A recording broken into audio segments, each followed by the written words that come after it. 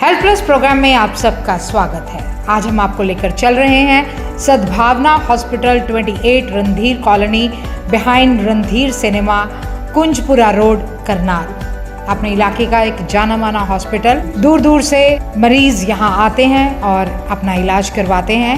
हमारी टीम ने डॉक्टर सुरेश कुमार जी से बातचीत की, जो कि साइकेट्रिस्ट हैं, sexologist and de addiction specialist भी हैं। हमारी टीम से बातचीत करते हुए उन्होंने मनोरोगों के बारे में और लोगों के बीच में नशे की बढ़ रही प्रॉब्लम्स के बारे में बात की। आइए चलते हैं सद्भावना हॉस्पिटल और करते हैं डॉक्टर सुरेश कुमार जी से बातचीत। दर्शकों, पंजाब प्लस चैनल पे आपका स्वागत है। आज हम आए हैं सद्भावना हॉस्पिटल और बात कर रहे हैं डॉक्टर सुरेश जी के साथ, जो साइकियाट्री के डॉक्टर हैं और उन लोगों को जो कोई नशे की दलदल में दसा हुआ है, कोई डिप्रेशन में दसा हुआ है, कोई मेंटल टेंशन से दसा हुआ है, उनको एक नई ज़िंदगी देते हैं। डॉक्टर सुरेश जी, स्वागत है आपका हमारे स्पेशल शो में। नमस्कार, आप सभी का बहुत बहुत स्वागत है। आपका बहुत बहुत धन्यवाद सर। ठीक है, जो पंजाब से इतनी दूर इस सेवा के लिए यहाँ तक पधारे हैं। ठीक है, मैं यहाँ सन 2011 में मैंने प्रैक्टिस शुरू किया था। इससे पहले गवर्नमेंट हॉस्पिटल करनाल में ही प्रैक्टिस करता था। तो चलो, मालिक की कृपा से, आप लोगों के आशीर्वाद से सब ठीक चल रहा है अपना। और हमारा जो मेन काम है, एक तो मनोरोग से संबंधित जो मन की जो बीमारियां हैं, जिस तरह के आजकल डिप्रेशन है, सिजोफ्रेनिया है, बाइपोलर है, ठीक है, नशे की दलदल में लोग फंसे हुए हैं, सेक्स संबंधी किसी भी तरह की प्रॉब्लम्स हैं, आजकल के लाइफस्टाइल में जिस तरह से स्ट्रेस तो एक जैसे ज़िंदगी का हिस्सा ही बन गया है, तो इसके साथ में बड़ी सारी दूसरी प्रॉब्लम जिस तरह से फिजिकल इश्यूज हैं, बीपी, शुगर, इसी तरह से मनोरोग के संबंधी बीमारियां भी इसकी स्ट्रेस की वजह से बनने लगी हैं। और स्पेसिफिकली कोविड के बाद तो ये बहुत सारी चीज़ें बड़ी तेज़ी से बढ़ी हैं, बीमारियां बड़ी तेज़ी से बढ़ी हैं।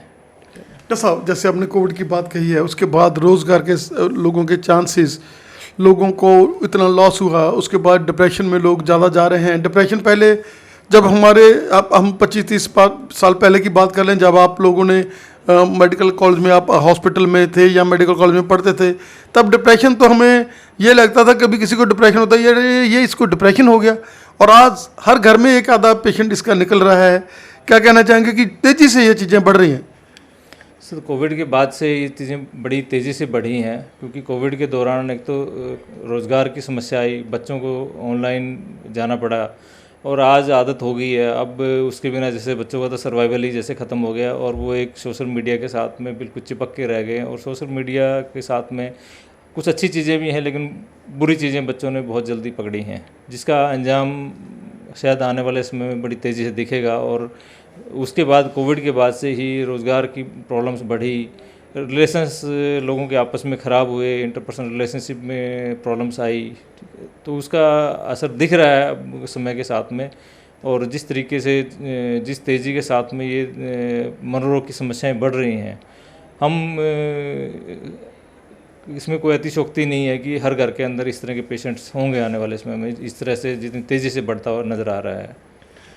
जैसा सुसाइडल मंथ, ये सितंबर महीना सुसाइडल मंथ के तौर के ऊपर लोग देखते हैं, क्या कहना चाहेंगे कि ये केवल हमारी मनोदशा का नहीं है, ये मौसम का, जो जब मौसम चेंज होते हैं, एकदम से कोई चेंजेस आती हैं, तो हमारे ब्रेन के वैसे ही हमारे जो हैं जूसेस और वैसे ही हमारी मेंटल स्टेट है जो वो बदलती रहती है। हम लोग कई महीने ऐसे होते हैं जैसे हमें खुशी चढ़ती है, और कई महीने ऐसे होते हैं उसमें हम लोग उदासी में रहते हैं, थोड़ा सा हमारा माइंड सेटअप वैसा रहता है। और ये सुसाइडल मंथ है। क्या कहना चाहेंगे कि सुसाइड वो भी इन चीज़ों का जो है वो प्राइमरी काज तो उसके यही डिप्रेशन, और ये शुरुआत तो सुसाइडल की इन चीज़ों के मेंटल हेल्थ के साथ ही होती है। आमतौर पे मनोरोग की बीमारियों को लोग स्ट्रेस के साथ को रिलेट करते हैं, लेकिन हर बार ये सही नहीं होता। दिमाग के अंदर कुछ केमिकल इम्बैलेंस होता है, जिस कई बार मूवीज़ में हम लोगों ने सुना होगा कि केमिकल लोचा वर्ड बोलते हैं। बेसिकली ये अलग अलग तरह के न्यूरोट्रांसमीटर्स होते हैं जो ब्रेन के अंदर बनते हैं, और ये हमारे सोच, नींद, भूख, प्यास, इन सब चीज़ों को रेगुलेट करते हैं। उनके अंदर कब बदलाव किस में शुरू हो जाता है, ज़्यादातर एहसास नहीं कर पाते लोग शुरुआत के दौर में, अनटिल अनलेस कि ये बहुत तेज़ी से एकदम से ना बदला हो। तो जो सुसाइड करते हैं ज़्यादातर लोग, उसके पीछे ये सब केमिकल इम्बैलेंस ही होता है। एक अच्छा भला इंसान जिसकी ज़िंदगी ठीक चल रही है, जो हंसी खुशी अपना जीवन जी रहा है, उसको पता भी है, उसके आसपास के लोगों को भी पता है कि इसकी ज़िंदगी में कोई ऐसा कष्ट नहीं है जिसकी वजह से सुसाइड अटैम्प्ट या सुसाइड कमिट करेगा ये, लेकिन वो अंदरूनी हालात कुछ इस तरह से बनते हैं, उसकी सोच कुछ इस तरह से बदलती है कि उसको खुद भी ये समझ में नहीं आता कि उसके साथ हो क्या रहा है, और इसी की वजह से अक्सर वो सुसाइड करने की कोशिश करते हैं या सुसाइड कर लेते हैं। कई बार वो ज़्यादातर केसेज में देखा गया है कि सुसाइड करने वाले कुछ सिग्नल देते हैं जिसको अक्सर हम लोग इग्नोर कर देते हैं। वो किसी मित्र से बात करेगा, इसके बारे में बात करेगा, वो कुछ तो नेगेटिव बातें करेगा, कुछ इस तरह से लगने लगा कि ये इंसान बहुत अंधेरी ज़िंदगी में जी रहा है, इसके पास सब कुछ है लेकिन ये अपने आप को बहुत अकेला महसूस कर रहा है, और कहीं ना कहीं कुछ आवाज़ देता रहेगा, लेकिन कई बार परिवार के लोग उसको नहीं समझ पाते और आखिरी में जाके नुकसान हो जाता है परिवार के किसी न किसी सदस्य का। इसके लिए सबसे थोड़ा ध्यान रखने की ज़रूरत है कि जब भी कोई मरीज़ इस तरह का दिखता है, कोई भी व्यक्ति हमारे घर में, हमारे आसपास में जिसको हम जानते हैं, हमें पता है कि ये इंसान पहले इस तरह का स्वभाव नहीं था, कुछ समय से इसका स्वभाव बदला हुआ है, और उस स्वभाव बदले हुए को थोड़ा सा हमें जानना ज़रूरी है कि इसमें क्या हो रहा है, इसके परिवार में सब ठीक है, कोई और समस्या तो नहीं है, कोई धन की समस्या है, कोई रोज़गार की समस्या है। हमें जब लगता है कि कुछ भी ऐसा नहीं है तो उसको ज़रूर एक बार सलाह देनी चाहिए कि मनोरोग चिकित्सक के पास जाए। देखिए, सलाह लेने में कोई बुराई नहीं है, कुछ होगा तो वो आपको बताएंगे, नहीं है तो उसको आपको बता दिया जाएगा, लेकिन सलाह ज़रूर दे देनी चाहिए। कम से कम कोई व्यक्ति इस तरह का दिखता है, उससे बात करो, उससे जानने की कोशिश करो। एक इमोशनल बॉन्डिंग उसके साथ बहुत ज़रूरी है कि क्योंकि उसके जीवन में कुछ तो ऐसा हो रहा है जो उसको समझ नहीं आ रहा है। डॉक्टर साहब, अगर हम बात कर लें नशे की, तो पहले तो कम था हरियाणा में, लेकिन अब हरियाणा में भी लोग जो है इसके थोड़ा आदी हो चुके हैं। क्या कहना चाहेंगे कि जो भी नशे की दल में दसे हुए लोग हैं, जब आपके पास आते हैं, आप उनको काउंसल करते हैं, उनका फैमिली एटमॉस्फेयर लेते हैं, उनके सराउंडिंग्स देखते हैं, उनको भी आप काउंसल करते हैं, और कई बार पेशेंट जो है वो काउंसलिंग के साथ और आपके साथ जब वो अटैच होते हैं, जब आप उनके दिल के दुख को फरोलते हैं, उनसे बातें करते हैं, उनको थोड़ी बहुत मेडिसिन, क्योंकि मेडिसिन तो बहुत ही एक नेसेसिटी है, जो भी डिप्रेशन के पेशेंट्स हैं, जो भी उदासी के पेशेंट्स हैं, और लोगों को ये नहीं सोचना चाहिए कि ये मेडिसिन हमें लग जाएगी, हमें लोग क्या कहेंगे। अरे लोग जो मर्जी कहते रहें, लेकिन जब दवाई है तो ये हार्मोन्स की बात है, ये जूसेस की बात है ब्रेन के, इसमें कोई बंदा कुछ नहीं कर सकता। जैसे डॉक्टर साहब ने बोला कि अच्छी भली चलती ज़िंदगी में भी लोग सुसाइडल में आ जाते हैं, तो ये तो एक भगवान का ही जैसे हमें कोई है वो उसी से चलना है। देखिए, नशे की समस्या तो हर जगह बढ़ती जा रही है। पहले पंजाब था, हरियाणा है, आसपास चंडीगढ़ है, दूसरे राज्य हैं, सभी इसके अंदर फंसे हुए हैं, और आम जनता इसके अंदर काफ़ी ज़्यादा हद तक फंस गई है, और इसके निकलना भी काफ़ी मुश्किल है। एक बार फंसना बहुत आसान है इस दलदल के अंदर, लेकिन इससे निकलने में बड़ी मेहनत करनी पड़ती है। इसके लिए परिवार का, समाज का, हमें आम लोगों का साथ बहुत ज़रूरी है, क्योंकि जो नशे की तरफ जो इंसान चला गया है वो एक तरह का मानसिक रोग है। वो चला तो जाता है लेकिन उसको निकलने का रास्ता नज़र नहीं आता। जब भी हमें इस तरह के कोई व्यक्ति, कोई लोग इस तरह के मिलते हैं जो इस दलदल में फंसे हुए, हमें उनको प्रॉपर गाइड करना चाहिए।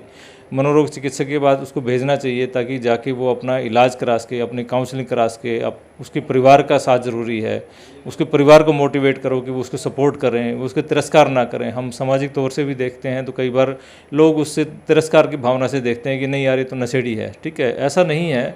ठीक है, बहुत सारे लोग अपनी गलती से कुछ भ्रम में फंस जाते हैं। कई बार पीयर प्रेशर होता है, कई बार जिसका शुरुआत के दौर में नहीं समझ में आता, बाद में धीरे धीरे वो इसमें फंस जाते हैं, तो बड़ी देर के बाद उनको समझ में आता है कि हम इसके अंदर फंस चुके हैं, इस दलदल के अंदर। उसको निकालने में हमें सभी को योगदान देना चाहिए ताकि एक अच्छा समाज, एक अच्छा यूथ हमारे को मिल सके जो आने वाले समय में इस देश को संभाले। डॉक्टर साहब, क्या कहना चाहेंगे कि नशा, चाहे वो लास्ट स्टेजेस में है, चाहे वो इतना ज़्यादा चिट्टा खा रहा है और ड्रग्स ले रहा है, केमिकल में वो फंस रहा है, इसका इलाज है अगर आप समय रहते तो? क्या अगर आप किसी भी स्टेज में डॉक्टर से आएंगे और विश्वास करेंगे, सबसे बड़ी बात है विश्वास। अगर आपको विश्वास होगा, पेरेंट्स को विश्वास होगा और ये चाहेंगे कि हमने नफरत उसके नशे से करनी है, उससे नहीं करनी। जैसे आपने बोला कि तिरस्कार कर देते हैं, तिरस्कार नशे का करना चाहिए, उस आदमी का नहीं। वो तो बेचारा आप खुद सोचता है जब वो अकेला बैठता है, यार मैं अपने माँ बाप के साथ ऐसा कर रहा हूँ, मैं इतना बुरे हालातों में हूँ। क्या कहना चाहेंगे? सर, नशा देखिए एक तरह का मनोरोग है। ठीक है, एक अच्छा भला इंसान जो कल ठीक चल रहा था, सब कुछ चल रहा था, अचानक भटक जाता है और वो नशे की गत में पड़ जाता है।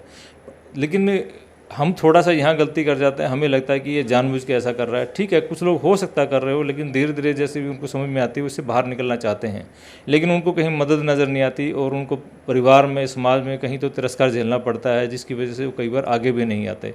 हमें इसका थोड़ा सा हमें इन व्यक्ति को ध्यान दे के उसका इलाज के लिए मोटिवेट करना चाहिए। उसका इलाज है, ऐसा नहीं है कि दवाइयाँ लग जाएंगी या इसका इलाज संभव नहीं है। किसी भी स्टेज पे उसका इलाज संभव है। वो मरीज़ साथ दे, परिवार साथ दे, समाज साथ दे तो उसका इलाज हो सकता है। दवाइयाँ हैं, काउंसलिंग है, सपोर्ट है, परिवार की सपोर्ट है, समाज की सपोर्ट है, इसके साथ में इसको बाहर निकाला जा सकता है। डॉक्टर साहब, सेक्स जैसे हम देख रहे हैं कि रिलेशनशिप में बहुत ज़्यादा प्रॉब्लम्स आ रही हैं, बहुत ज़्यादा डिवोर्स होने लग गए हैं। क्या कहना चाहेंगे कि कोई ज़माना था जब हम लोग एक दूसरे की रिस्पेक्ट करते थे, हमारे पास मोबाइल नहीं थे, हमारे पास साधन एक दूसरे से बात करने का, एक दूसरे से प्रेम करने का था, लेकिन आजकल जैसे जैसे सोशल मीडिया हैवी हो रहा है, ये ऑनलाइन चीज़ें आ गई हैं, जो हमारी पसंद की चीज़ें हैं, फिल्म देखनी है, गाना देखना है, हमने 1 सेकंड लगाया, पहले हम लोग उसके लिए वेट करते थे, खुशी मनाते थे कि हम लोगों ने जाकर पिक्चर देखनी है। जैसे चित्रहार आता होता था दूरदर्शन के ऊपर, रामायण आता था, महाभारत आता था, उसको हम लोग अड़ीगते थे, लेकिन आजकल हमारे हाथों में है और वो हमारा जो जिस चीज़ से हमें खुशी मिलनी है वो खुशी तो इधर ही रह जाती है। और ये जो हमारे आपसी रिलेशन है हस्बैंड वाइफ के, वो बहुत ज़्यादा इफेक्ट हो रहे हैं कहीं ना कहीं। देखिए, सेक्स संबंधित समस्याएं भी समाज के अंदर बड़ी तेज़ी से बढ़ रही हैं। ठीक है, नशा है, नशे के रोग, मनोरोग के संबंधी समस्याएं हैं। ठीक है, कोई दूसरी बीपी, शुगर, हार्ट की प्रॉब्लम्स है, स्ट्रेस है, सोशल मीडिया है, इन सब चीज़ों का इम्पैक्ट आया है। इसके साथ साथ में इस तरह की दिक्कतें हो रही हैं आजकल। तो इनका इलाज है, मरीज़ को डॉक्टर से सलाह ले लेनी चाहिए। उससे संबंधी जो हार्मोनल टेस्टिंग है, साइकोलॉजिकल टेस्टिंग्स हैं, इसके बारे में थोड़ा जानकारी ले लेनी चाहिए, ताकि इसके साथ में जो भी इसका इलाज है वो करवाया जा सके और इसका इलाज संभव है। सर, क्या कहना चाहेंगे कि स्कैट्री के साथ ही सेक्स जुड़ा हुआ है? लोग नीम हकीमों के पास चले जाते हैं, लोग ताकत के बादशाह, लोग एड्स देखकर इन चीज़ों में आ जाते हैं, लेकिन जो एक्चुअली जो इसकी जो जड़ है वो साइकेट्री है। और अगर वो किसी अच्छे साइकोलॉजिस्ट के पास, साइकेट्री के डॉक्टर के पास जाता है तो इन चीज़ों का संभव है, अगर आप अपने सही सारी सिचुएशन बता दें। देखो, सेक्स संबंधी समस्याएं हैं, मनोरोग की, ये सब समस्याओं का इलाज संभव है। समय रहते डॉक्टर से सलाह करें, समय रहते इसकी टेस्टिंग करवाएं, बजाय कि आप कि क्वैक्स के पास जाएं, कि नीम हकीम के पास जाएं। आप सेक्स के बारे में डॉक्टर के पास जाके खुल के बात करें, आपकी हर समस्या का निदान हो सकता है। डॉक्टर साहब, रियली वेरी सॉरी कि आपकी बहुत बड़ी ओपीडी है और आज आपने फिर हमें, मेरा ख्याल है 3 साल के बाद आपने हमें समय दिया, और हम लोग करनाल में आपको स्कैट्री का एक डॉक्टर हमने जिसको सबसे बढ़िया बनाया, हमने समझा, और जैसे लोग रिव्यू दे रहे हैं आपका हमें समझ देने के लिए सर बहुत बहुत धन्यवाद। थैंक यू, धन्यवाद। मैडम जी, कैसे आप पेशेंट आता है आपको कैसे ट्रीट देते हैं? Hello good morning. पर्पस रहता है एज ए काउंसलर, हम पेशेंट्स को डील करते हैं, उनकी प्रॉब्लम्स को समझते हैं कि किन प्रॉब्लम्स के साथ वो आ रहे हैं, कैसे हम उनकी हेल्प कर सकते हैं, उन्हें कैसे हम एबल बना सकते हैं कि वो अपनी लाइफ में अपनी प्रॉब्लम से निकल सकें। कुछ पेशेंट्स हमारे ऐसे होते हैं जो हमारी काउंसलिंग से भी प्रॉपर ठीक हो जाते हैं, कुछ पेशेंट्स ऐसे होते हैं जिन्हें साथ साथ मेडिसिन्स की भी ज़रूरत होती है और काउंसलिंग की भी नीड होती है। हमें थोड़ा सा ध्यान रखना चाहिए कि हम ज़्यादा मोबाइल का इस्तेमाल ना करें, कि मोबाइल के अंदर से कुछ ऐसी तरंगें होती है जो निकलती है, जो सीधा हमारे दिमाग के ऊपर असर डालती है। थोड़ा गुस्सा हमें कम करना चाहिए, इससे हमारे दिमाग की नसों के ऊपर फ़र्क पड़ता है। तो ये सब चीज़ें हैं जिनका हमें ध्यान रखना चाहिए।